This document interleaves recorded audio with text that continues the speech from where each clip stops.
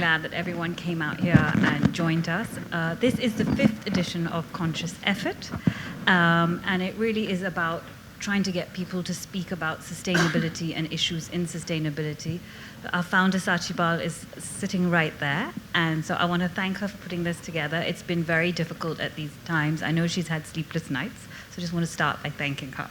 And then thanking all of you for coming, and then on to our wonderful panel. We are here to discuss, is circularity compatible with commerce? And with us we have David Abraham. He is the creative director of Abraham and Thakore, a craft-driven label that was founded in 1992, driven by textiles and not embellishment at a time when most labels in India were only talking about embroideries. Known for their design interventions in ikat, bandhani, kanta, and other craft. In 2015, their collection was a modern take on kanta, using fused old X-ray sheets turned into sequins with antique saris and discarded brocades. Using this principle that has been around in India for many years, it shone a whole new light on the perception of old clothes. It was the first time many of us in fashion started thinking about circularity. He has a deep knowledge in crafts and has been an advocate of conscious fashion since the start of his journey. And I suggest you do read his views on this in his column in Voice of Fashion called David in the Details. Rina Singh launched Eka in 2011. Eka in Sanskrit means one. Being soulful, sustainable, and seasonless is at the core of the label.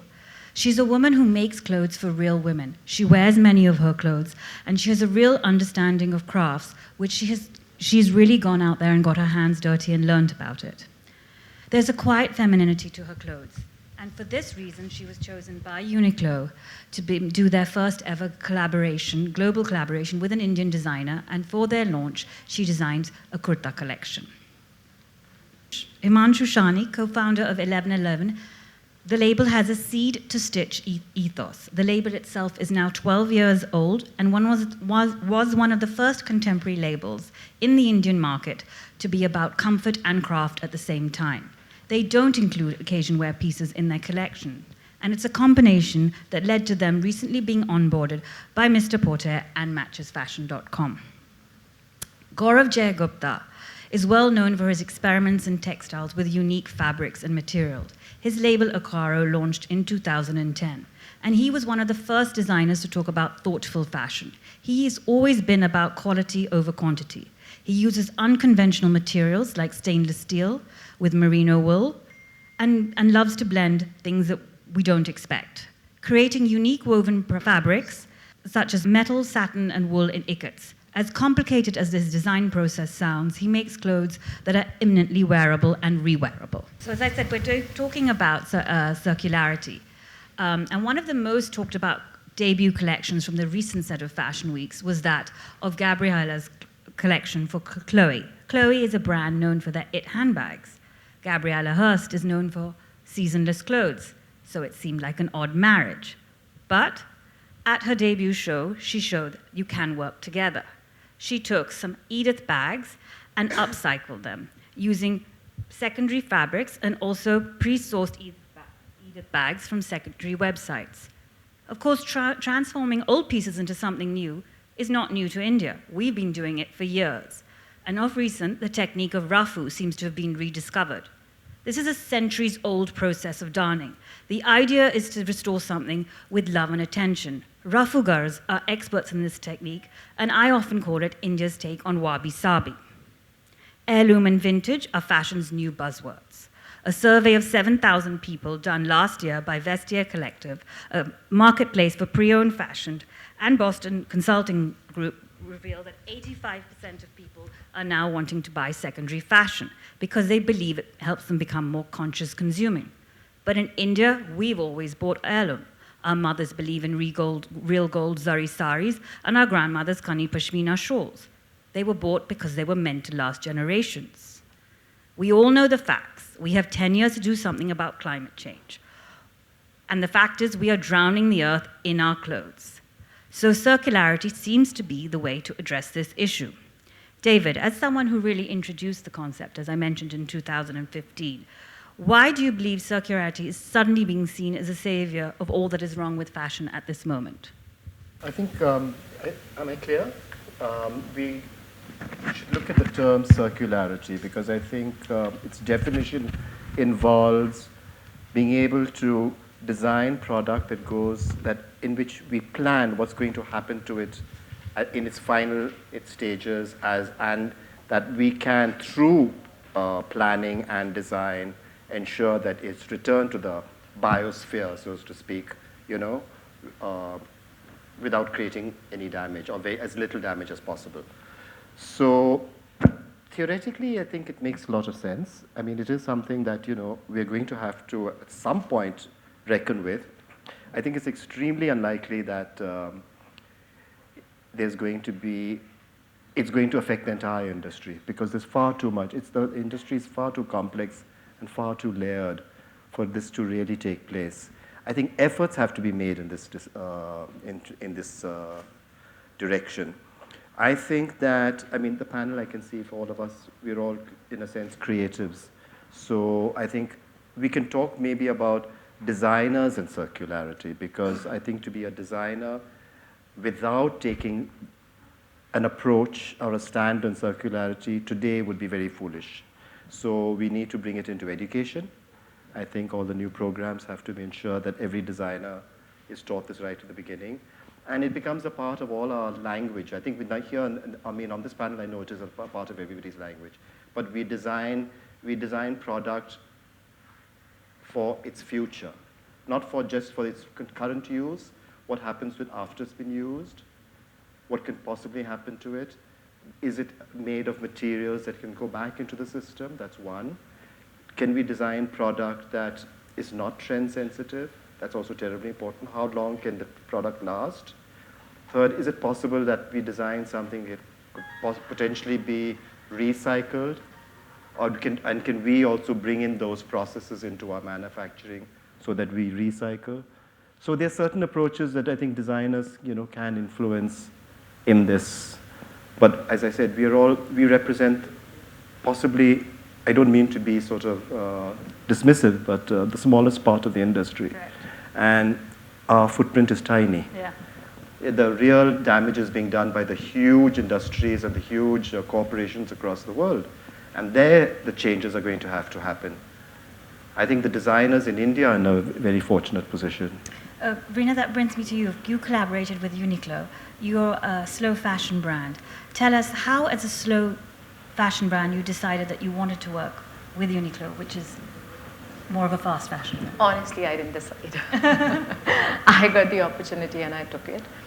Although Uniqlo is a fast retailing fashion brand, they really, over the years, they've learned that you serve, whether it is the trends or it is the, basically fashion, you serve it closest to when it is desired, and you stand to make maximum profits at a scale that I can't even fathom, honestly speaking. I'm a really small brand to even think about what they do. Our ethics in terms of what we do is very different. Although in design and creating what we create, from the standpoint of Uniqlo being the brand which serves functional fashion, I would say that every single piece you buy from Uniqlo, I'm a consumer and I can wear it over and over through seasons. Like you buy one down jacket and I think it can just go down the rest of your life unless you're really tired of wearing it. So when we talk about circularity, when we talk about sustainability, or when we talk about what it means to be an eco-friendly brand that delivers with the principle of your ethics in place of sustainability, I would say that good design is sustainable design. There is no other way that we could be designing something. And if democratically a good design is able to apply to 10 out of 10 people in a demographic, it serves the purpose. But fashion does not really fall into that category. I think that a lot of fashion is also about satiating beauty and the desire to look at beautiful things in the world. Not everything has to be functional, and you don't want to really, not everybody wants to cherish everything that you wear. It is so momentary so many times. It's also about our personalities, about our emotional needs. So much, fashion is really layered in that sense. It gets the bad rep, but I do feel it serves a huge purpose. But yeah, like David said, that this group that we are sitting here today, I think all of us come from the same school of thought, where I think how we design in terms of our aesthetics and in terms of our ethics blends into the same universe, where we feel that if it is functional, if it is adding to the ecosystem where we come from, we design from and we operate from, perhaps it will be our little bit to adding value to the chain of sustainability, whether or not it has a larger impact. Uniqlo, just by the stance of it being able to produce designs that can last long in your wardrobe, I think by that definitions, perhaps somewhere they would really be sustainable as compared to all the other bigger brands in the world. Although they do mass manufacture. So suppose another high street or fast fashion brand had approached you, who perhaps whose turnover was more about being super fast, let's say. Would you have still done that kurta as someone who's been an advocate of slow fashion? No, I wouldn't have proposed a kurta for sure. Would you have still worked with them though? Depending on what the opportunity was, Sujata. I don't want to say things that I don't mean. So yeah, my ethics are in place, absolutely. I would have still taken the opportunity and I would still delivered what I only could have delivered. I could not have done anything. It's important for Indian fashion to have those collaborations too, correct? To be seen, yes. Yeah, to be absolutely. seen. So at some point it's a bit of a trade-off. Yeah. And the very reason that they could have actually collaborated with any designer in the world, they're looking at design from India to put on a platform for a category. I think it's a chance that we can take and tell the story in our own narrative. So yeah, any opportunity I think is a good opportunity at the moment. Gaurav, you were one of the first people to talk to me about thoughtful fashion many years ago, and I believe you spoke up to me about scaling up and how difficult it is to scale up. Do you believe that you can scale up without compromising on planet and people now? See, it's a catch-22. So I think it's a contradiction if you look at scaling up and if you look at the term sustainability or what is meant by sustainability. I've still kept my operation very, very small compared to all my colleagues, I think. And for me, I think the most important thing is why do I make? Why do I create? And I think for good design, you can't churn out season after season. So for example, I don't have a spring summer 21. We didn't do the collection. So I don't do every season. Like I don't make clothes every season as we're supposed to be. So I don't know. I mean, so for me, scaling up again is about, from a business point of view, as an entrepreneur, I think it's important. I can think of Fab India as a very good model if you look at crafts in India. But these are all subsystems, and within each system, then it has its own political connotations in terms of, how they work, what kind of wages. Again, all the things, when you get into the details. But for me, I think if you really want to produce a certain quality, you cannot go beyond a point. You can't scale up. So if you're doing that, then somewhere I don't think you're honest. So Himanshu, you have always talked about your seed to stitch ethos. During lockdown, you've had to scale up. Your international footprint has got higher. How have you managed to scale up yet stay true to your ethos? Hi everyone. Thank you for having me here. It was a journey. We've been struggling to have an international footprint for the brand. So we've been only doing our own online for last many years and few stores where we've been retailing. But in 2019 is when we went more aggressive in trying to push the brand out, and we managed to crack some of the online companies, particularly Mr. Porter was the first, and then was Matches.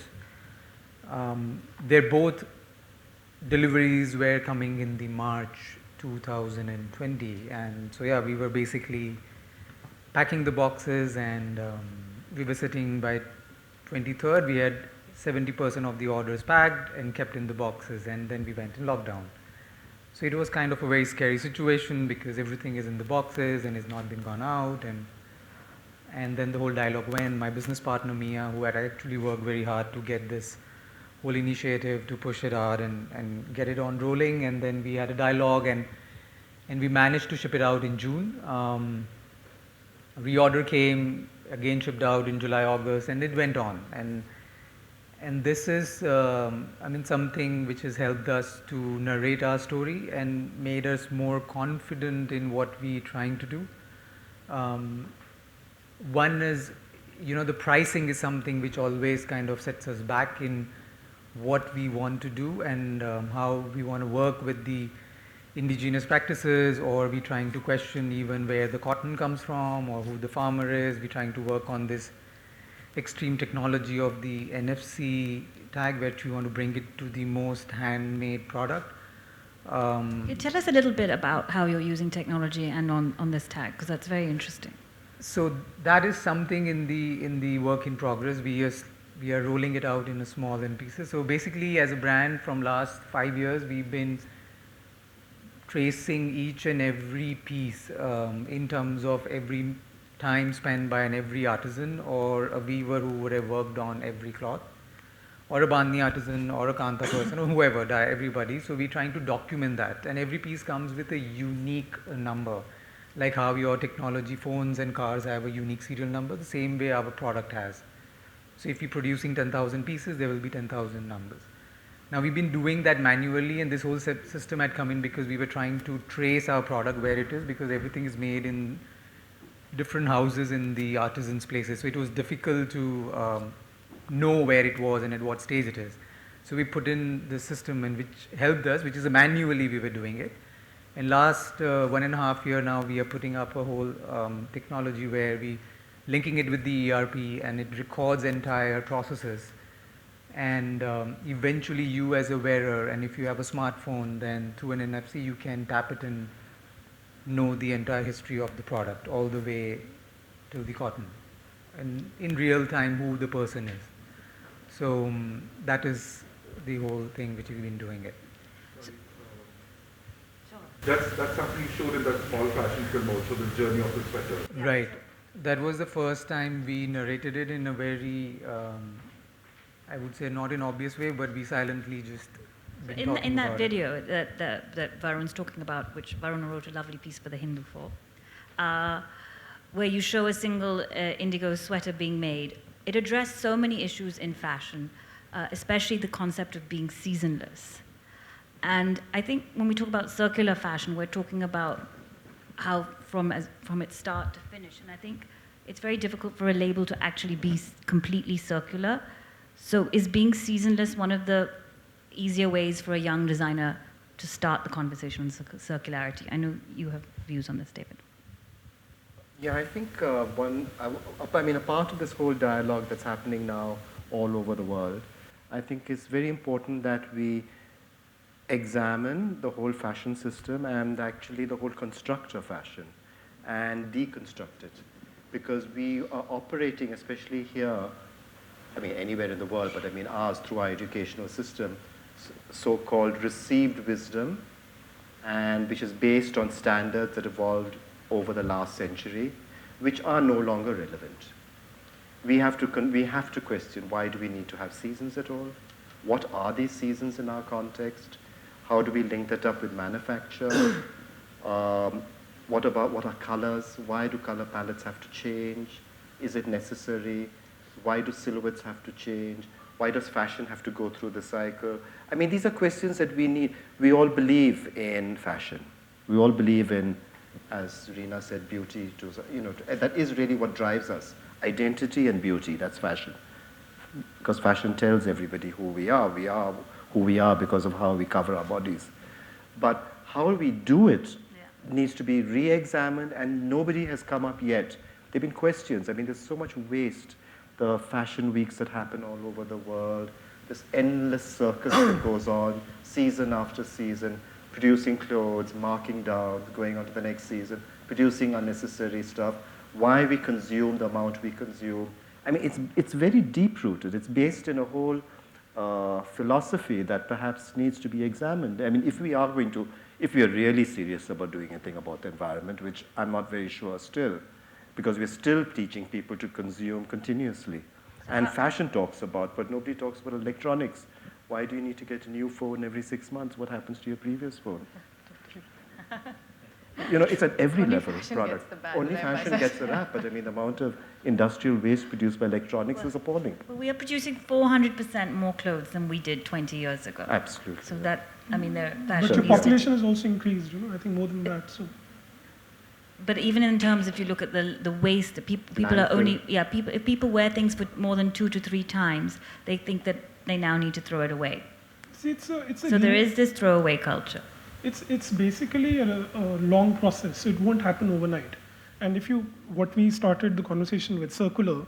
So earlier there was linear, you know, where you're producing and then you're disposing. Now you started the conversation with Rafugar. So that's the whole idea about circularity. But if it's cold, you will have to wear, you'll have to cover yourself, right? You do need something which is warm. So as David said in the beginning, you can't control it 100%, but I think a lot of it is to do with the people, consumers also. You know, the ownership also lies on the people who buy. Because a lot of people ask me, what is sustainability? I say it's nothing, it's a commitment. It's an individual commitment. It is nothing about vegetable dyes or, you know, organic fabrics, or I don't think we know what is sustainability. You know, the more we know is the less we know. And if you look at the larger circle, like especially in a country like India, we are the center for this. So one of the first things which needs to be done is to, I think, change the whole narrative, as David said, about the fashion system. I personally have never felt that I'm a part of the fashion system, and I don't need to get validation, you know, in terms of why should we produce? Why should I have a spring summer 21 when I'm not able to finish my orders? Let's say, for example, and you know, I'm still selling things which I made in 2010, 2011. So if it's a good product, it is a good product, and that is what circularity is about. Because if you have something which you don't want to throw, which you want to pass on to your, you know, future generations, so it has to be thoughtful, it has to be conscious, it has to be a lot of value, and awareness is also to do with the consumer. They should be able to tell the difference between what is good and what is bad. There's a lot of greenwashing. So, you know, when you go to a store, I was at a store day before, and I was surprised by what I saw, you know, and you can't really blame the designers only, because so much of it you pass on as saying something. Honestly, I love what, you know, all of us do in terms of Himanshu, Rina, and it's funny that we are sitting here, but I was telling somebody that these were the only brands where I actually saw they were genuine, honest. So from our end, I think we can be honest, but end of the day, it's a larger system. And I think it's the system which needs to be questioned and challenged, including the press, including the fashion bodies, everything. You know, Although I do think, to be, like you said, that we are honest, I do think, so far as I'm concerned, I can never claim to be a 100% sustainable brand. I can't. You know, when I was put on that, yeah.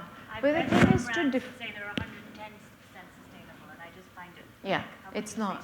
Not whether or not somebody challenges you, but I think to define sustainability from the place you operate from your own ecosystem, at this stage I find myself in a very comfortable place to say that this is how I define sustainability for myself. I think being craft inclusive, educating my consumer to consume mindfully, then I consistently work on an idea that I, like in the beginning, if I started with working with certain weaving or certain craft groups or whatever, I continue to define it. And so if I'm saying that I want to do age-free and ethnicity-free or shape-free clothes, I think that should be my sentiment forever, so that I'm not jumping, the design language doesn't jump, the consumer doesn't feel overwhelmed to buy more, to fit into, even if it's my brand signature that they kind of align themselves with. I'm not forcing them to understand it again and buy something else again another season. I feel that each one of us defining sustainability for our own, from our own standpoint, and then educating the consumer in the process is how each one of us can carry sustainability forward. What are the steps you take? So for me, I think I can't, so for me seasons also work in the sense that logistically a lot gets sorted when you're defining a collection to arrive at a certain point, to work backwards with a certain calendar, with the timeline, and also being able to divert your finances in such a way that you know this is the time to buy and this is the time to market and this is the time to showcase, and you know you kind of do your calendar and your timeline. So that's why seasons are important. to not say spring summer 21 and say summer, I don't know, something, but I would need to define that particular collection to say, this is the time I'm devoting to that collection to market it, or right now I'm designing it, or I'm in the research stage or something. So I think in the head, a lot of designers are still stuck to the idea of seasons. Functionally, of course, you need a summer and a winter. There is no way we can get away from that. In a country like India, we might even need a monsoon and a festive and, I don't know, like 3 more seasons for that matter. Because we are kind of, we are responding to the market demands. I might not be able to respond to all the seasons that the market needs, but I can definitely be very strong for a spring and a summer. And I want to put my foot out there and say, this is my collection for this season. Colors, because I think it drives us. There is no way I cannot not look at color.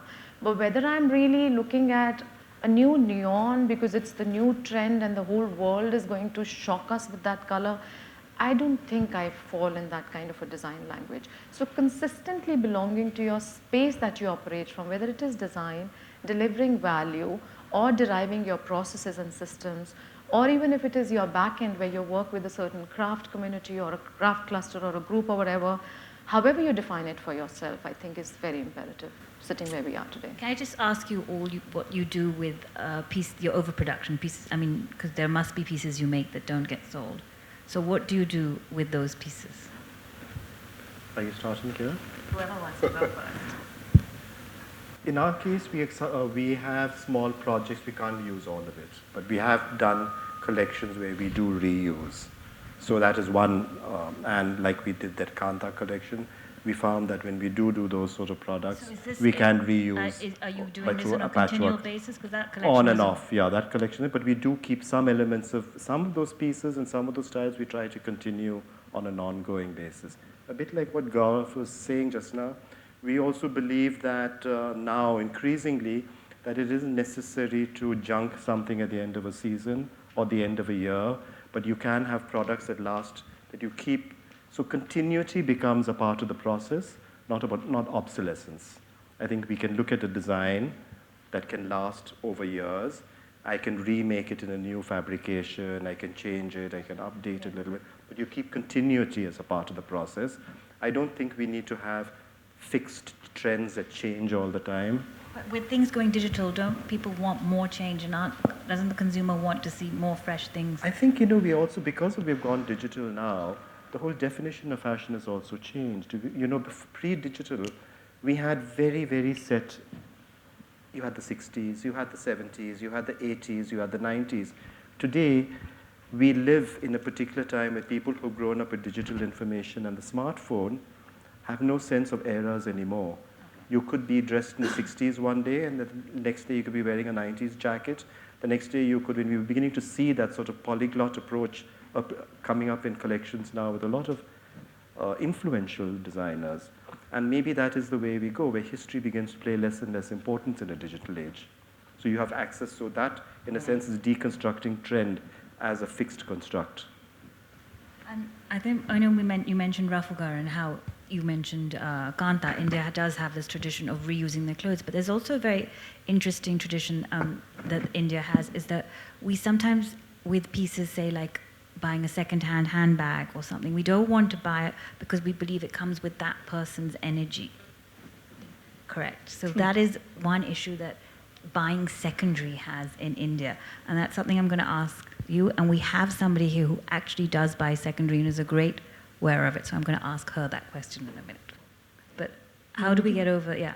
So, it's interesting, I was actually thinking about this in the morning.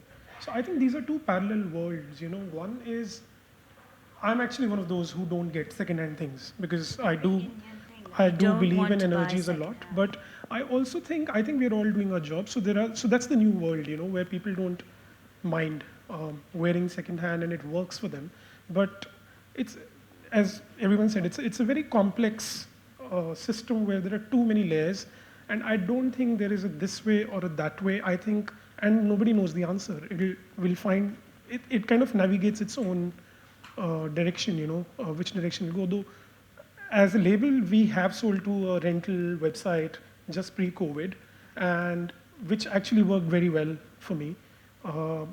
And I know, I mean, again, I don't know how to answer this because it's to each, because it's very individual belief system and it's a very individual thought process. So there is no sort of I don't know. I think it would be depend on how it has been presented and how it has been told the story.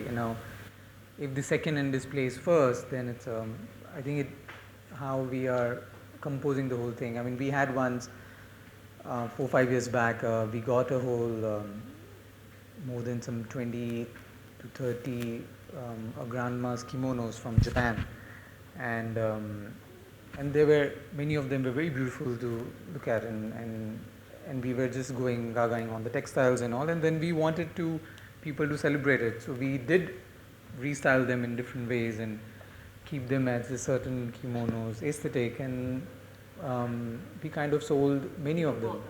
Yeah, so where it was an old kimono coming from one of the grandmother, and then it was presented back with a new life to it. So that is one. I mean, the other is because every product needs some kind of maintenance. It cannot be until unless it is in perfect condition. Yeah. So I think old vintage bags, I'm sure people love it if they. I bought my first vintage bag pushed by Miss Nandini Palla over there. I still remember it was a few years ago. And as the editor of Cosmo, have you seen our young people changing? Are they willing to now buy secondhand, or do those old grandmother's tales that you can't buy something that belonged to someone else matter to them? So I just think that the way Gaurav just said it, this is a very, very personal thing. For me, to buy something old becomes art. I will buy Portuguese furniture. My mum collects antiques, which are hundreds of years old. We've got carpets that have been passed on from sort of various homes, families over many, many, many, many years, and she actually restores them all.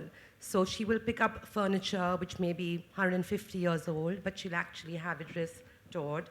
I've been collecting vintage jewelry for the longest time. I own a lot of vintage Chanel. I own a very, very old Kelly canvas bag, which is pretty much impossible to find now. But I think that it is the way that we kind of look at things.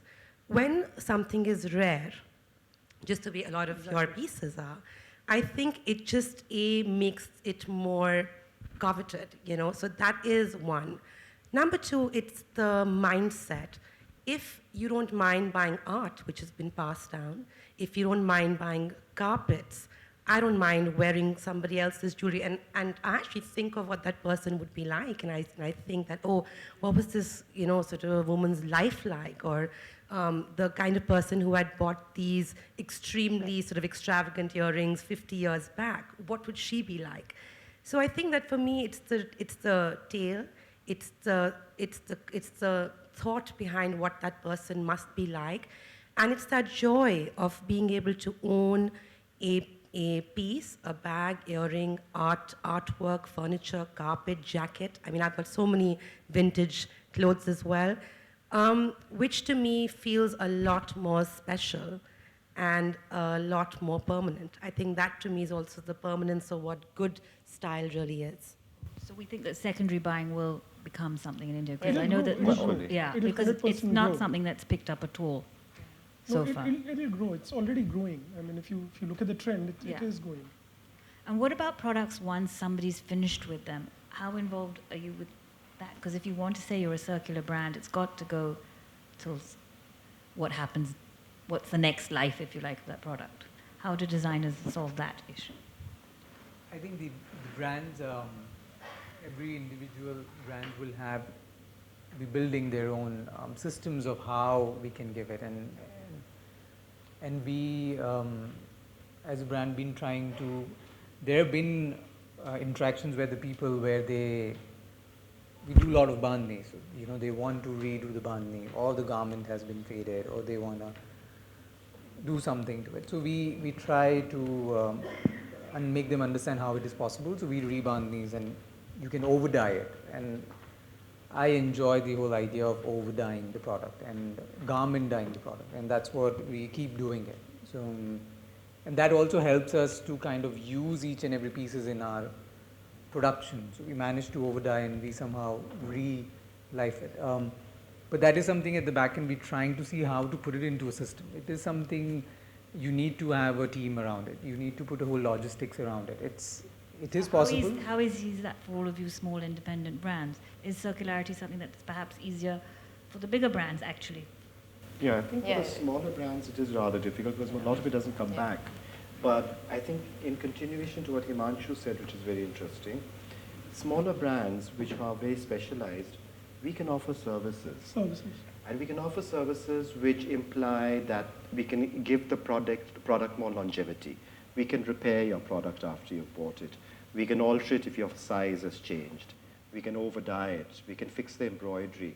And I think that's something that all smaller brands, where we have those facilities and the infrastructure, we should offer, because that becomes a part of this process. It's not necessary that we take the garment and melt it down into some organic thing which goes back into the earth. Can't be able to have the infrastructure to go that far. But we can prolong the life of every product and keep it useful for the consumer for much longer cycles. We have had a couple of people who have had shirts made by us, or bought from us, and said, okay, they say, oh, when we buy shirts at Turnbull and Asda, they replace the collars and the cuffs. So I said, can you do it? So we said, yeah, we did it. And you do that with charge or no charge? It depends. I mean, sometimes you have to, sometimes you do it without. It's a small charge, but a nominal charge. But you're giving the garment a longer life. Also now there are these smaller designer textile brands and companies. I've been in touch with a couple of them in Noida and in Jaipur. So we were in touch and we were talking about this. They recycle a lot of used clothes. They shred it down, make yarns out of it, and convert that into a fabric, although it's an expensive process, or paper, or fabric, or even weaves of a certain kind. I've tried all the three. The most successful so far has been converting it into paper. And in the process, I realized while we want to do that, even the quality of thread that we use in production so that the seam strength is stronger became an obstacle, because they could not, so they have to have 100% cotton piled together and 100% wool together to kind of start making it into a fiber and then make paper out of it. It became an obstacle, so we started manufacturing cotton with 100% cotton thread. So things like this, I think it does take a little kind of common intelligence at work. And yes, there is a lot of collaborative work happening. There is the other thing is that I think what we don't talk about, we talk about manufactured goods and the excess production. But an unsaid code in our economy is there are a lot of textiles that we make with our weavers. A lot of it comes to, I'm sure it happens to all of us. Like, we don't use standard Pantone. They don't work like that. So a lot of time, there is 19-20 rang. There is weaving defect. There are borders that run. What do you do with that product that then So only during COVID, I had the time to sit on the pile and realize what are we going to do with it. So far as now, we were running, like we said, one season after the other. The commerce of the brand kind of defined the speed. And for the longest time, even though it was there, I wasn't really putting it in the front and thinking about dealing with the issue. But in the COVID times, all of us became really prudent and start digging our resources and thinking about what is it that we can do with the most. So there was a lot of textile resource that I was sitting on that I realized. So we started recycling that into a new collection that I'm calling Akaaro, which is basically for recycled textiles that we can use across both men's and women, more functional, everyday, like everyday clothes, whether or not fashion. So I created a brand that I thought was more diverse in terms of what we were offering. The color palettes were more controlled. Fabrics could be used across the board. Like I didn't have to think about what color is what and things like that. So I think, intelligent solutions and thinking in the process of creating is absolutely the designer's job. Very little of it is like designing in a moody, whatever, somewhere. So when you design, do you think of where the product is going to end when you start the process of design? I do. So from 2010 till now, I've archived almost everything. I still use things, as I said earlier, which I made in the first season, or maybe sometimes I've recently done something in my current clothes, which I did in my college work, and I work with restricted materials, so I don't increase my material base, because I think it takes a long time to understand a material in terms of how it behaves. And I have a personal belief that good quality is good material. So I don't know if it happens with everyone. With me, I have to see it and I sort of get an idea, okay, that's the first thing, when you look at the textile, so you have to touch, you have to see, and it speaks to you. So material play a very, very important role. Sourcing plays a very, very important role. We've been developing our own yarns for almost 10 years. I've been developing yarns since 2008.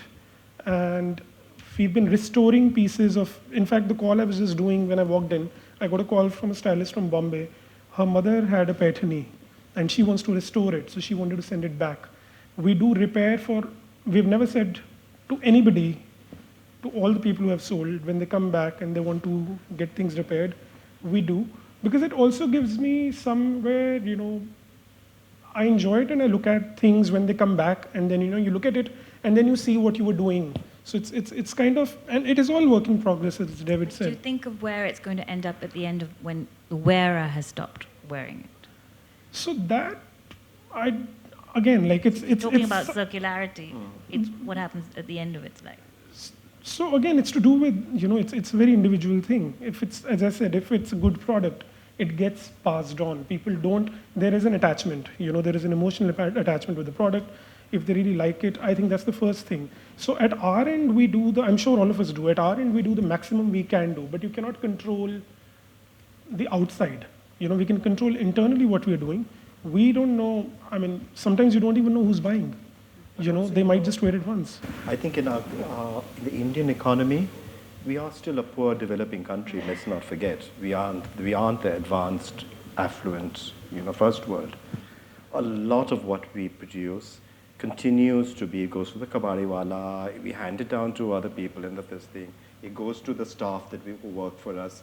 The cycle is much, much longer. I don't know whether we have a concept of landfill for new clothes like you do internationally. That definitely we don't. No, we don't. In fact, whenever I go to markets, even Sarojini Nagar market and those places, I find so many stalls that are selling clothes which are buying back old clothes and reselling them, people are buying them. Remember our markets were export surplus, that was the biggest thing. Everything that's rejected also gets sold. It's also it's a different set of issues here. I also think it has to be, I repeatedly say, sustainability and all these things, I think they're largely a Western concept.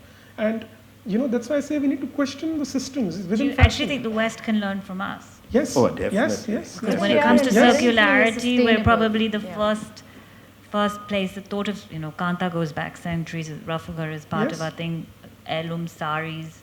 They're coming. So there is a brand, the London-based brand Ahluwalia. Yeah. Panipat, which is hour and a half from here, she's been doing a lot of work in Panipat. Yeah.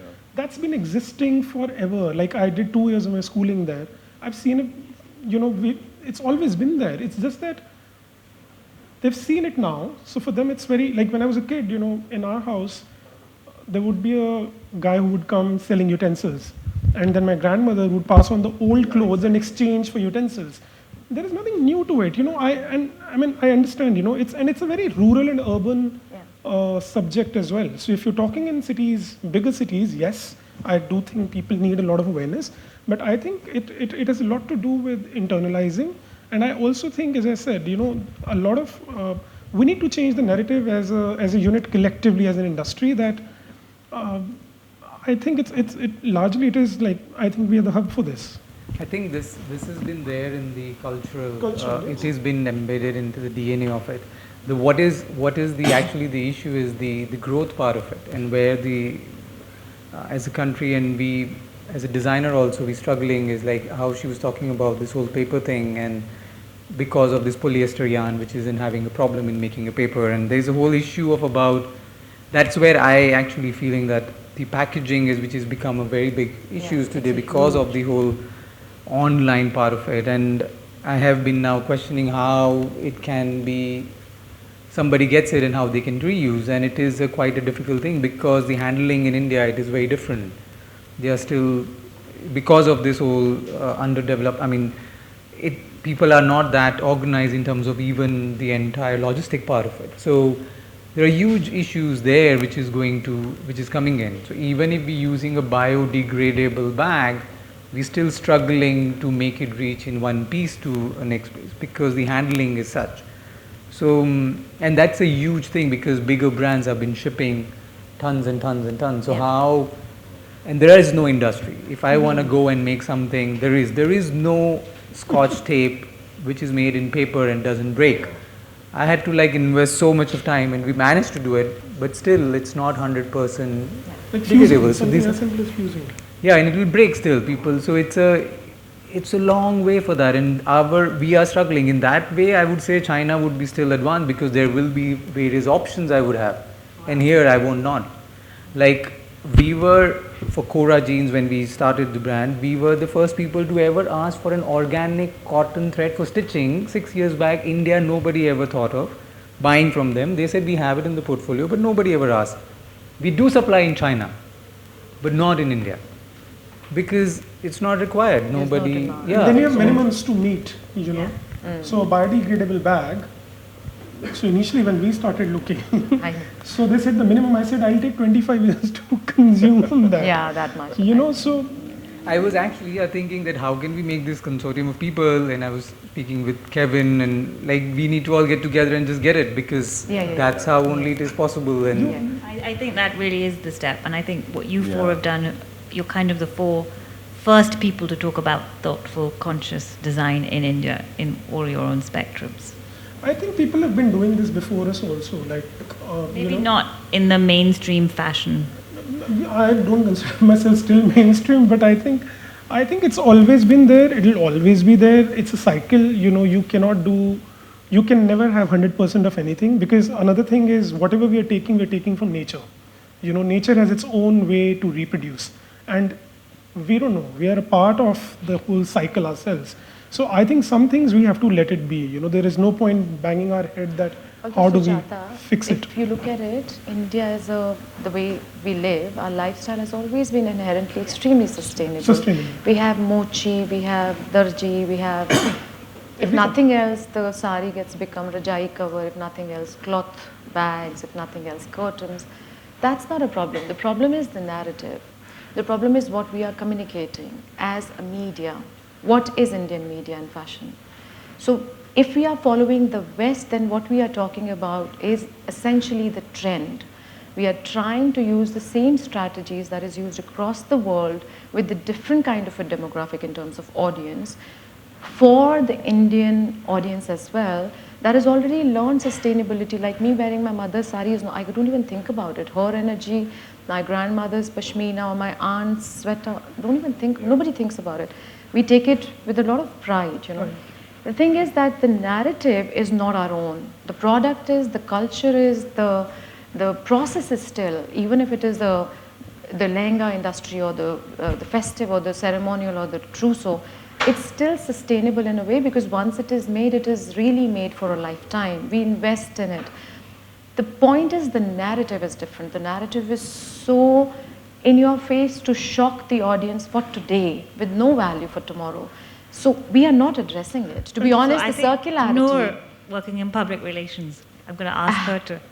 So we need to close the loop there, I feel. Personally, you know me, I'm wearing my grandmother's saris and my great-grandmother's gararas, but, well, if a brand wants me to sell something new, I'm going to sell something new. I can't do anything about it. There is a conscious effort, and I can see it, where there is a conversation that has started about at least matching the old and the new. Yeah. And I think that is a good conversation. Yeah. And it's also I think, a generational thing. There is a generation before my generation, which would technically be the older millennial, who wants to have everything new. Then there is this age group of the millennial which is saying, okay, I want 20 things new, but I also want some of the old things, and how can I mix it together? Yeah. And I think the youngest lot is still to learn. So they are completely fast fashion people. And before I open it to the floor, I'm going to bounce this to the other media person here, Varun. Hottest, newest, latest, you always had an issue with it. You know, there is a thread of Yeah, I think when you're speaking, you're not. There is a thread of commonality that I've noticed running through this entire discussion, and I think there is a lot of taking on self that's sort of coming to us. It could be the responsibility that creative people like the ones sitting in front of us feel on themselves to make those small decisions, those impactful decisions, right? Thank you. And the traditions that we're harking back to, like the rafghars or the mochis or the received clothes or buying vintage or not having a hang up about buying pre-owned things. In the larger production ecosystem, you see, after agriculture, the fabric, the textile and garment production sector is the biggest employer in India. So, and it contributes a huge proportion of our GDP, out of which the fashion section is minuscule. Yeah, yeah. So, I would like to lob a question back. Would that the big industry, would they be open to, see, we have legislation that governs how electrical waste is disposed of, how chemical waste is disposed of, how medical waste is disposed of. Can we have legislation that everybody has to comply with, that governs how textile waste, and especially, non-natural textile waste is disposed of? Because with a country that literally got colonized because of our textiles, yeah. I mean, how do we not have that yet? So please. Sorry. Go ahead, please go on. Yeah. Are you sure? Yeah, I'm done. Just the smallest thing I wanted to add, that I block print a lot extensively, and earlier I used to do it with the craftspeople, and then I realized that I can't really design or explore possibilities. So I have a small block printing studio along with my production factory. And then we realized that making color is the problem is where to dispose that color off. Like putting it in the pit outside the factory was literally not going down. My husband, who's also my business partner, we couldn't really accept it. So we created a parallel pit where we have one main plumbing pit that joins with the MCD. This pit we created manually, where we put all the color, and that color is eventually collected after a month and a half or 2 months. But then in the end, I can't really take responsibility to where we are throwing it off. There is a zone outside, the industrial zone, where the color is actually disposed of. What happens after that, I don't know. But at least putting it in the main plumbing line was something that I consciously, I felt that was so wrong that I couldn't do it. Yeah. But Rina, how big is your footprint in that area? Very small, very, very small. Yeah. No, but I mean, these issues are there at every level, So I actually say that we as a smaller brands are actually more in the urbanized spaces, and we have a lot more to do because hundreds and thousands of us who are there. So there is a lot which is coming from our resources, which might be an issue, or it's going, we don't know where it is going. So I would actually question that, because that's, being a small, it's actually a bigger question. Yeah. Being a bigger companies, they might have to go through certain rules, and if they are respecting those rules, they will still have. So yeah. No, but I'm very inspired by your idea of like consortiums when it comes to let's say smaller brands or brands who are maybe not even mainstream, or even brands who are mainstream but don't have access to those infrastructure or systems of disposal. It could be turning fiber into paper or whatever. But I think if there is collective affirmative action that you guys are contemplating, then that's very inspiring to me. And of course there is the other aspect of getting some level of compliance when it comes to certain levels of industry, especially when it comes to mass-produced fast fashion. So I want to kind of answer your first question. So for example, the larger industries, now H&M they have a target that by 2022 they want to go all circular and all sustainable, and they're pretty much there. It's almost all approved. They are now in the execution and application space. So things will change. As I said, it's a slow process. But largely, when you talk about the legislation and other things, again, I think it's a trap because when you do exports, you have so many licensings and compliances and all that. I would go back and say it's an individual commitment because Bodhi, Mala and Pradeep, they are in Baroda. And I remember my teacher from London who taught me, Lorna Burcham, she told me about Bodhi's water Circulating, right? recycling. Way back. Yeah. Now they don't go out and talk about it and they don't need validation and they don't tell people, look, this is what we do. It's inside. All of this kind of goes back to that because it's very complicated and it's too big and too layered a system. But we all are aware that where there is one Bodhi, there are 10 more people dumping their waste directly back You can't do anything into the groundwater, right? So I think it's as a designer, we have to question it. And it goes back to, again, in the education. Education, Yeah. yes. If you've not been taught and engraved into your DNA that has to be questioned, then only. Yeah. I mean, even working in an Ajrakpur, it's a very, I feel it bad in terms of the whole story. I mean, we're going gagaing about it, but the place Ajrakpur was set up after the earthquake, and there are hundreds of block printers there, and it's a thriving place in block printing. And today they are setting up a recycling water plant after 22 years. Yeah. And of course they had some government issues and blah blah, the logistics and all, but it took them 22 years to do it, and that's also in Kutch.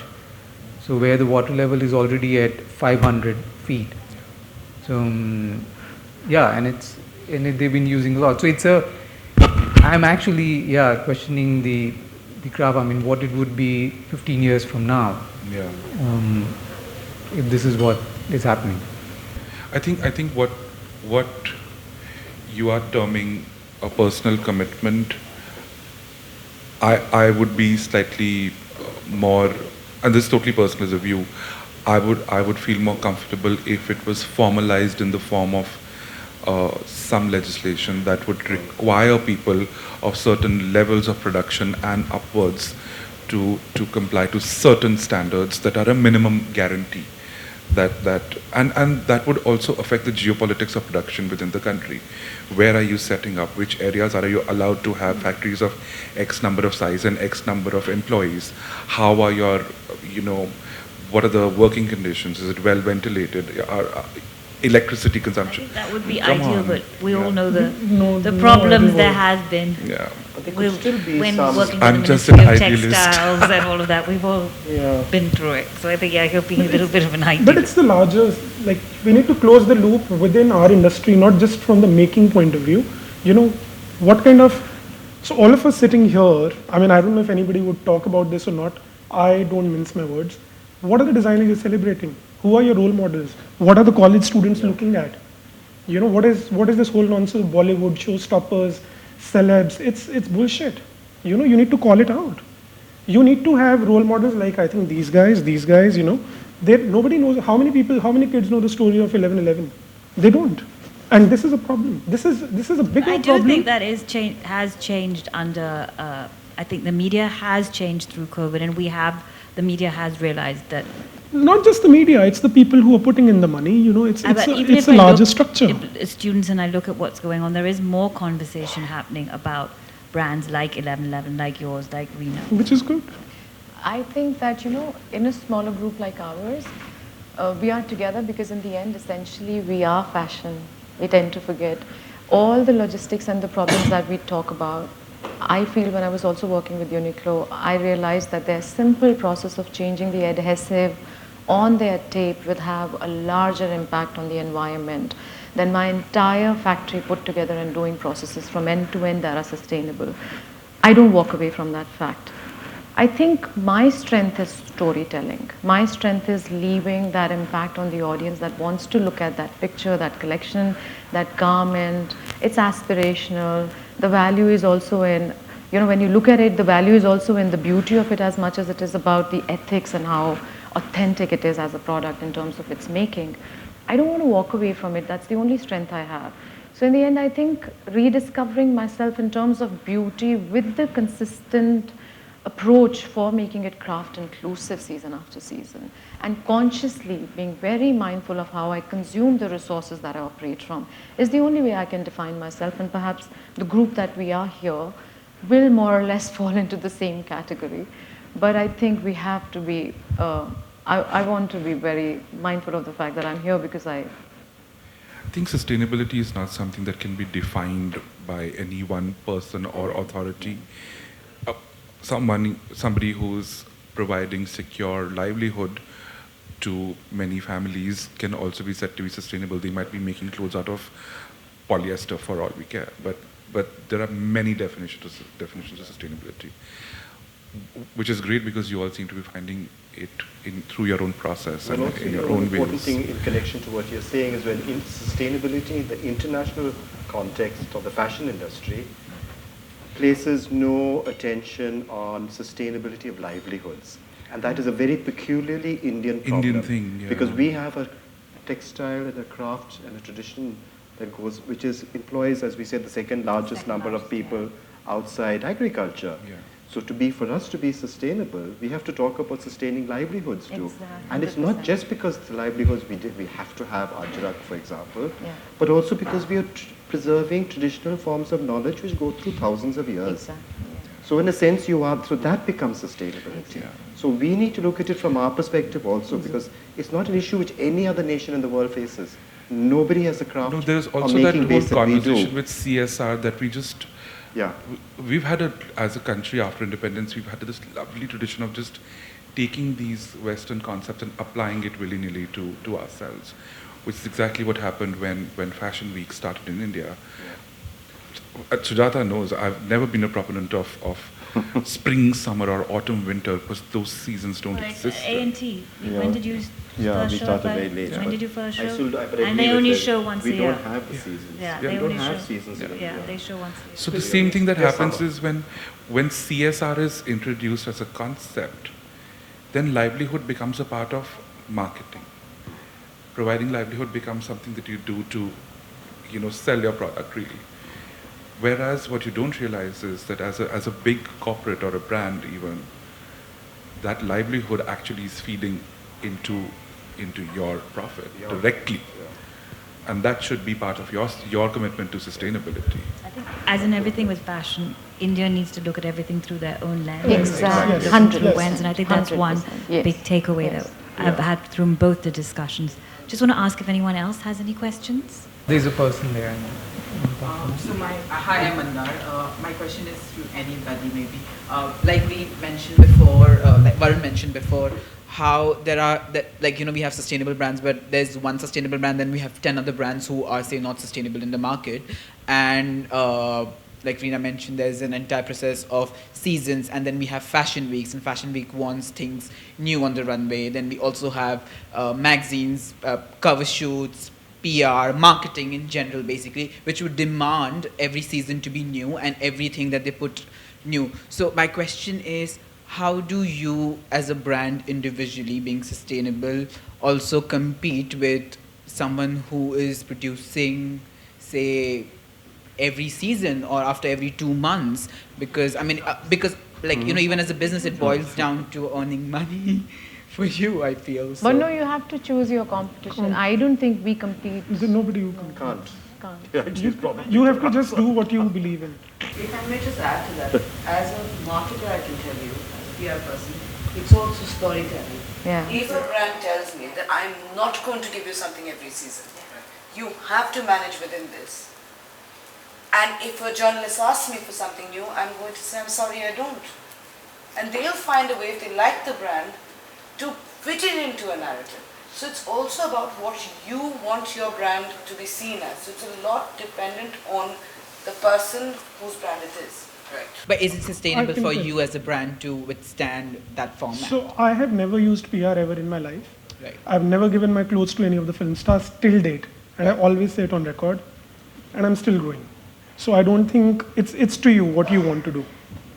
Totally Although up to you. it's not about that. I No, wouldn't I say think that, yeah. in the sense, no, I'm not saying there is anything wrong doing Yeah. PRs. I mean, obviously it'll grow my business, but I'm happy where I'm happy with what I have and where I am, and I know what I'm doing. So it's again very. I don't think it's I don't think it's about PR, but I think what we're asking is that fashion means it has to be changed. So how do you balance the fact that you want people to buy new clothes, obviously? I think one thing is a brand which one would like to do is sell directly as Yeah. a B2C. B2C. And if you build a B2C model and if you keep an inventory of raw material and you're able to ship it in 10-15 days, I think that would be a very good win-win. And that's something because so you don't have an inventory log in the back. So and that is something one should. So And it now- is sustainable for brands to have that format and sustain, meaning Absolutely. like Now with the- sustain and earn money for themselves. It's just that you need to build a B2C model. For that, your storytelling and everything has to be there. It's not something that they can do overnight. It takes a lot of planning. I think we are in a more democratic era right now with the social media, the digital platforms equally available to everyone. Absolutely controllable. Nobody can force me to do a fashion week or even for that matter, whether it is competition or it's the kind of attention I need as a brand to survive, or even if it is to be at par or ahead or be in my own lane to do what I'm doing with the speed that I've been doing for whatever years. I don't think I need to depend on a fashion week showcase anymore. Also, to be honest, I realized 2 seasons ago when I did a fashion week, so, we had like a black ramp, which didn't at all go with the clothes that I was presenting. And there was no option that I could have had because it's a much subsidized format, the fashion week. If I was to build a show like that, it would cost me like X amount of more resources and everything. So then I had built a ramp, which was basically a printed material, which we had stapled on the ramp. And even though I was in the whole frenzy of the fashion week and interviews and meeting media and everything, in my headspace, I had already directed my team to say, whenever the show finishes, please go and when they're ripping it off, roll it and we bring it back to Delhi and I'll use it in the studio for the shoot. Or let nobody throw the catalogs and walk away. We bring the catalogs back and I can ship it with my collections to my buyers or whatever. In the end, I think after doing it only, I've realized that the process of waste was something that I kind of ethically didn't agree with. Not against the people who are doing it. I personally feel that I can have the same amount of value now delivered with the kind of social media platforms we have. But absolutely, I think to each their own. Fashion Week does, and now having one Fashion Week definitely does serve a purpose, but yeah. Just to add to what Himanshu said about B2C platforms, I think the most encouraging thing about the pandemic, horrible as it has been for everyone, is that a lot of players finally pushed themselves to enter the Digital e-retail space. market. Yeah. And took control of their own brand in many ways. One of the brands that I was consulting with, based in Bangalore, I put them together with a digital agency based out of Delhi, Growify, and they told me that they had launched almost 30 fashion e-retail websites within the first 4 months of the pandemic and ensuing lockdown. So everybody, and the next, as a fashion journalist, I'm always asked this weird question: what do you think is the future of print? I always tell that the future of print has always been inevitably tied to the future of the people who are advertising in it. The next level for brands is to have owned content and owned media. Just like they are no longer relying on multi-brand outlets and other businesses to support them as a business, they will stop relying on magazines and other forms of traditional media to tell their stories, and that's going to open up the market in such a beautiful way because, as Hira said, you're owning your narrative, and there is nobody else who can tell your story as beautifully as you can. So as long as I said, you create that storytelling, you create that base for yourself. If they like your product, they'll come to you. They don't care who the competition is. Competition exists in the mind, and you can choose it. Yeah, it's very valid. Tell your own story. Yeah, I think storytelling has become, the driving force for all brands and being in control of the narrative, as you said. If anyone has any other questions, we have one at the back. It's more focused on the sustainability of circularity as a phenomenon. We're contingent on the consumers for that as well.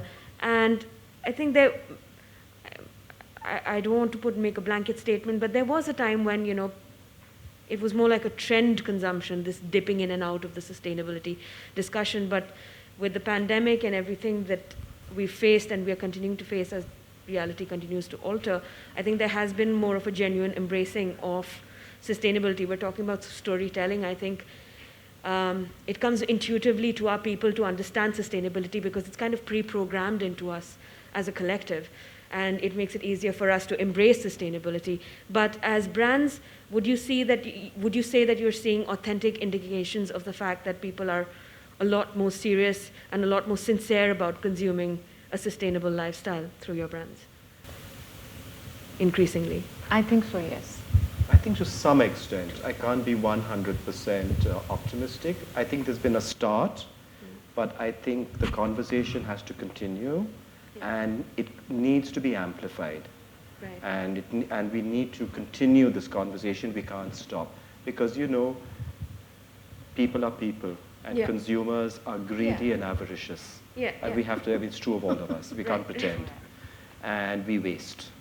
So do you feel that we're still in a stage where time will tell as to how much what's happened has shaped people's understanding? I think things will change because, we're, like, for example, for all of us who live in Delhi, who are now happily, now, what, we're the second most polluted city in the world, or I don't know, the third, whichever.